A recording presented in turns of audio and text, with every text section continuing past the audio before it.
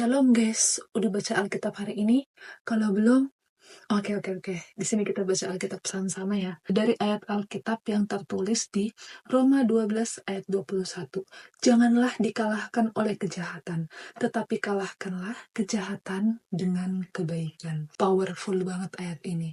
Beberapa waktu lalu kita sama-sama lihat kan berita yang dari Cidahu, Sukabumi.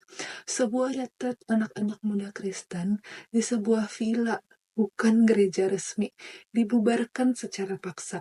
Tempatnya dirusak, motor dilempari, pintu dirobohkan, bahkan salibnya itu sampai dirusak juga. Semua karena mereka berkumpul untuk menyembah Tuhan loh yang retret ini. Lalu pertanyaan muncul kayak gini, kenapa sih Tuhan izinin hal ini terjadi? Kenapa sih orang yang mau mendekat sama Tuhan justru diserang sama orang-orang yang kayak gini? Tapi firman Tuhan gak pernah janji bahwa kita akan selalu diterima dunia ini. Yang dijanjikan oleh Tuhan Yesus adalah, dengar ini ya, Tuhan akan selalu menyertai sampai kita di akhir zaman. Kita bukan untuk membela diri sendiri, Tuhan yang akan bela. Pembelaan itu, pembalasan itu bukan tugas kita, tapi tugas Tuhan. Kamu lihat kan, dunia ini makin gelap. Tapi justru itulah alasan kenapa terangmu itu nggak boleh padam. Tuhan Yesus sendiri itu ditolak, dihianatin, disalib, tapi dia nggak pernah berhenti mengasihi. Dan hari ini dia mau kamu tetap berdiri, tetap menyala, tetap lembut, tapi harus berani ya, nggak boleh kelemar-kelemar.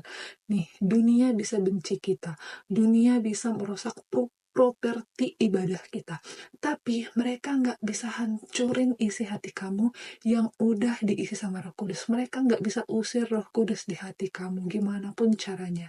Jangan kalah oleh kejahatan, kalahkan kejahatan dengan kebaikan. Jangan ganti terang dengan amarah, ganti luka itu dengan mengasihi.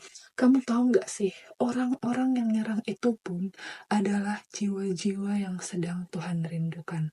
Tugas kita bukan membenci mereka balik, tapi tugas kita adalah tetap menjadi saksi, tetap mendoakan, tetap memuji Tuhan, tetap bersinar.